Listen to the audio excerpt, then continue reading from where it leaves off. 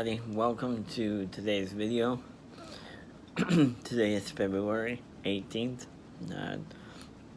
It's about 6:55 p.m. and this is also the 5th time that I've tried to record this video because I'm having a coughing fit. So, if you're new here and you're just finding this video, thanks so much for taking the time to watch.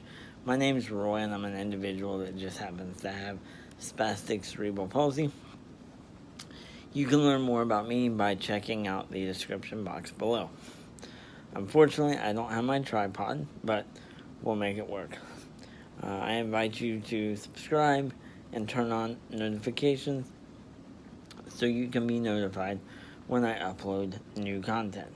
Okay. So, if you've seen my recent videos, maybe the one from Monday, you'll know that I haven't been feeling well. If you hadn't seen that video, I'll link to it in the upper right-hand corner. Anyway, on Tuesday morning, I woke up with a fever of 101.2. I ended up taking some Tylenol to try to break the fever, and that worked for a couple hours, and then it came back and it just was getting worse and worse. I was becoming short of breath and all kinds of craziness, so I called my doctor to see if they wanted to do a chest x-ray or kind of, what their thoughts were. And it was suggested that I go to, sorry, I'm trying to turn here a little bit. Hang on. It was suggested that I go to the emergency room. So, it took a while for them to decide and get all that arranged. They called report, so the emergency room already knew I was coming. Saved me a lot of questions. Then, when I first got to the emergency room, I had to do a COVID test before I could even enter the building.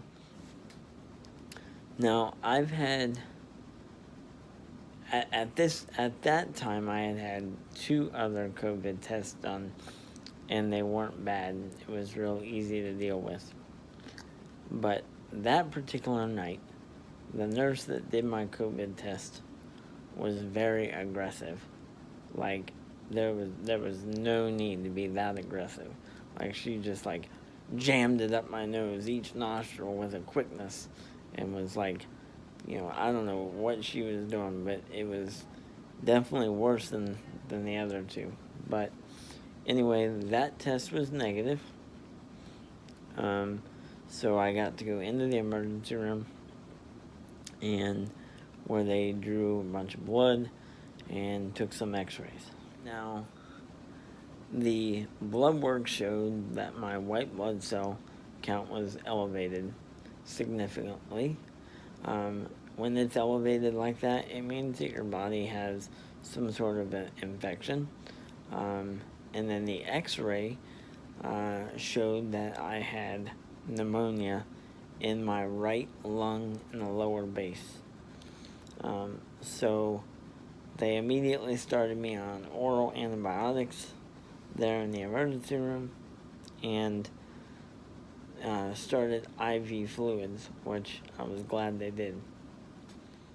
Now, I was really surprised when they came to me and said, we're going to send you home to, fight the pneumonia.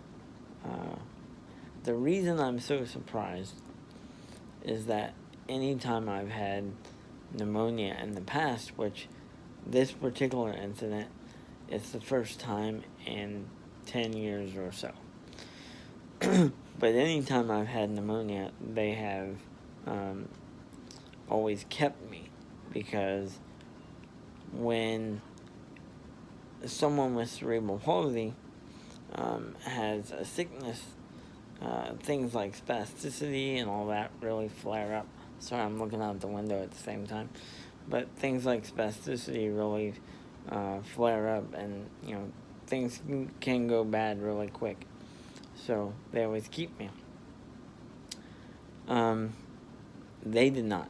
They were like, nope, not going to keep you. There's no point in it. Go home and fight it out. So I said, I'm not going to argue with them. It's not going to do me any good. So I'll go home and we'll see what happens. They told me to follow up with my doctor anyway. So when I got home on Tuesday night, I immediately went to bed. I was super tired, super wore out.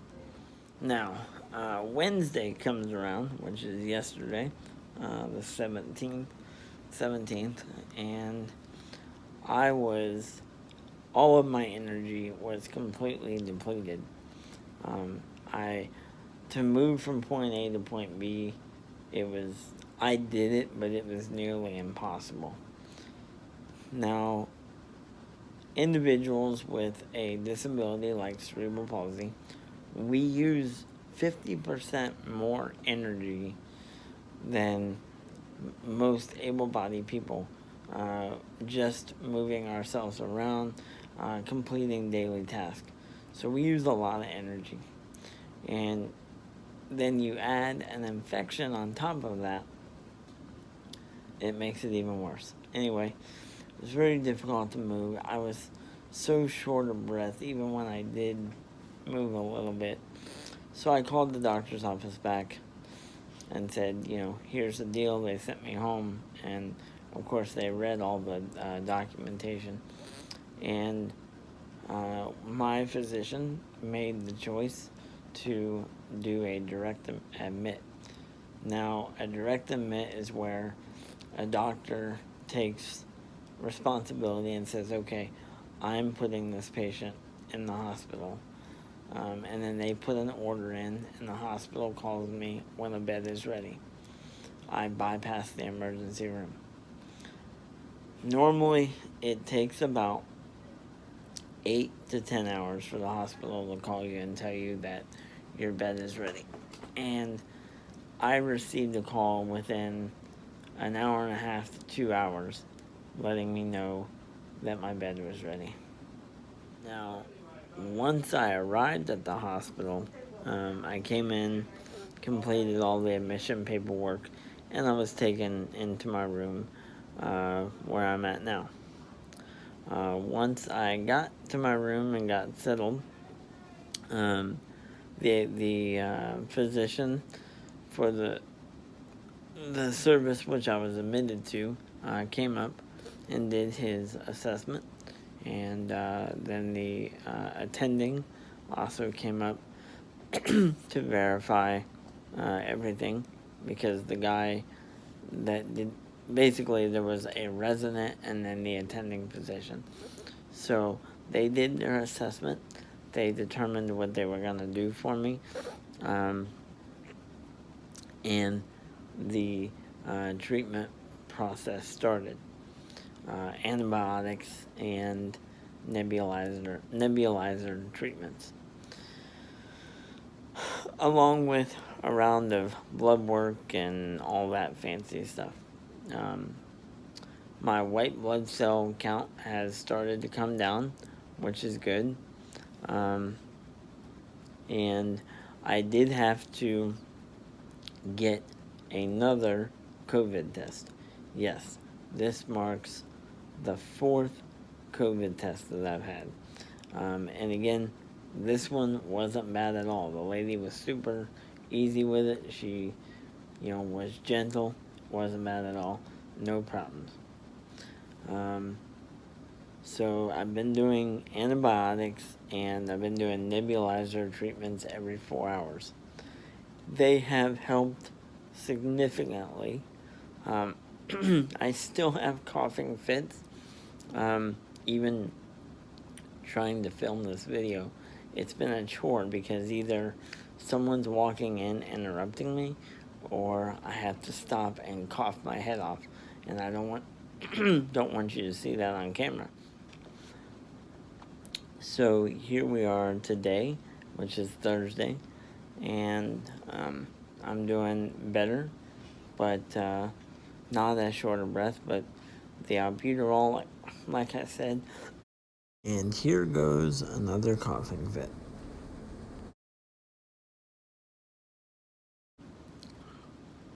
Like I said, the albuterol is helping. It makes you shaky. It's just the side effect of the medication. So, hopefully, if everything goes as planned, I will either go home tomorrow, which is Friday, or Saturday.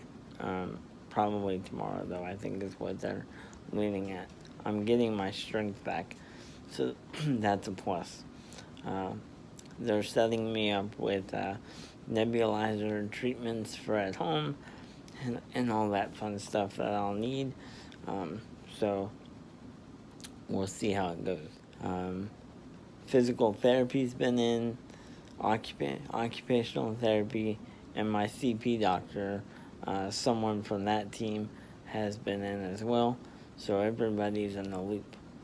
But the one thing I can say right now is it's very important to pay attention to what your body is telling you, because this sickness hit me kind of out of nowhere. Like, I was fine last Thursday. I got my Botox injections, and then Friday morning I woke up feeling terrible, which I thought was actually just side effects of getting the Botox, but turns out it's pneumonia.